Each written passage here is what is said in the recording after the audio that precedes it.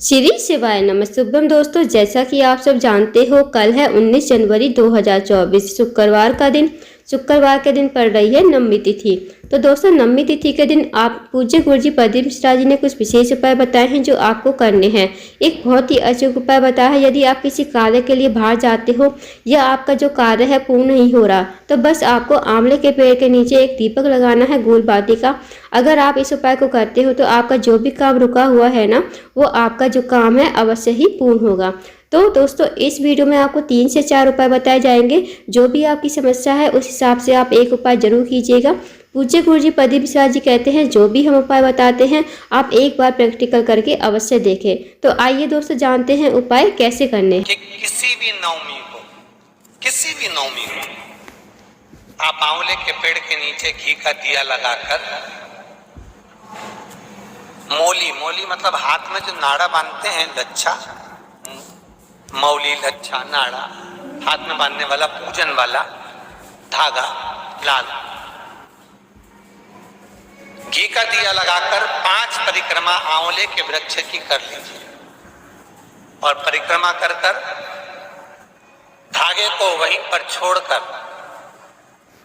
थोड़ा सा धागा और अलग से लेकर किसी टहनी पर उसको कामना कर बांध दीजिए।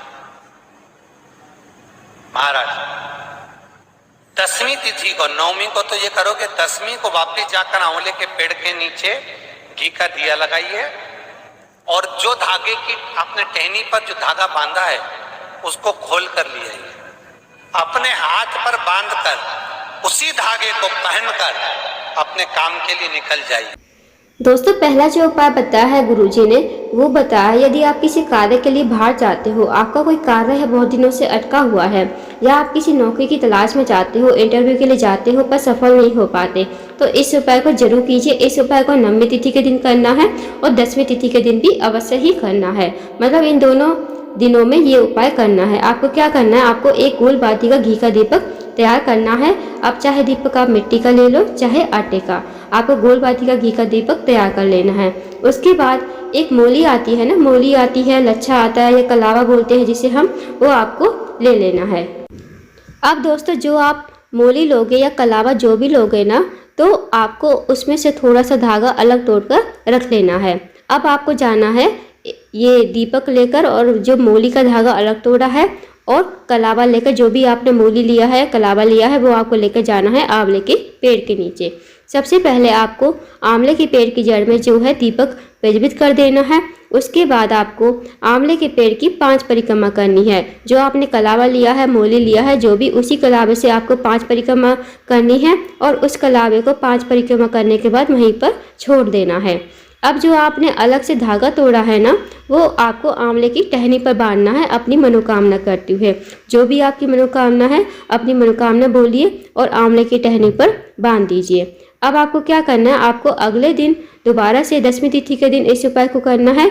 अब आपको दोबारा से लंबी बाती का दीपक लगाना है आंवले के पेड़ के नीचे।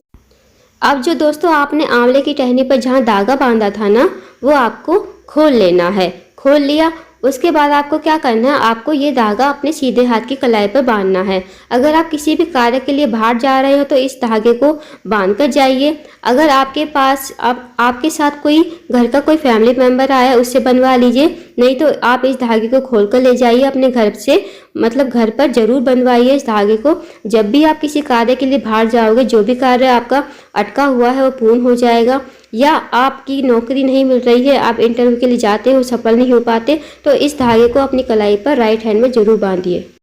इस धागे को अपनी कलाई पर बांधने से जो आपके सारे कार्य हैं वो पूर्ण होने लगेंगे। साथ ही आपका कोई रुका हुआ कार्य है वो भी पूर्ण हो जाएगा, पूरा हो जाएगा। तो दोस्तों, इस विशेष उपाय को अवश्य कीजिएगा। अब जानते हैं दोस्तों अगले उपाय के बारे में, जो आपको नवमी तिथि के दिन ही करना। यदि आपके जीवन में किसी प्रकार के धन की कमी है, पैसों की तंगी है, आर्थिक तंगी से बहुत परेशान हो, या आप लोगों को पहले से ही महसूस हो जाता है कि कुछ बुरा होने वाला है, तो इस उपाय को जरूर कीजिए दोस्तों। कभी कभी होता है ना कि हमें महसूस होता है कि कुछ जीवन में कुछ बुरा होने वाला है, तो आप इस उपाय को करके देखिए। आपको क्या करना है, आपको सबसे पहले लेना है 1 लोटा जल। 1 लोटा जल जो लोगे आप तांबे के पात्र में लोगे। उसके बाद आपको लेना है एक बेलपत्री और पीला चंदन लेना है, साथ ही आपको एक चावल का दाना लेना है। अब आपने जो बेलपत्र लिया है वो जो उसके ऊपर की डूट होती है वो आपको तोड़ लेनी है। तोड़ ली।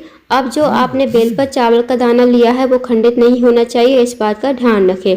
अब इनको लेकर आपको चले जाना है शिव जी के मंदिर में। सबसे पहले इस उपाय को आपको कभी भी कर सकते हो, यानी मतलब सूर्यास्त से पहले पहले इस उपाय को कर लीजिए। आपको शिव जी के मंदिर में जाकर सबसे पहले जो बेलपत्र है आपके पास उसकी डूंठ को तोड़कर जो पीला चंदन है उसे आप थोड़ा गीला कर लीजिए, और बेलपत्री की जो तीनों पत्ती होती है ना, जो चिकना भाग होता है, उस पर आपको मोटी मोटी उंगली की सहायता से बिंदी लगानी है। जैसे बिंदी लगाते हैं ना, ऐसी मोटी मोटी सी बिंदी लगानी है तीनों पत्तियों पर।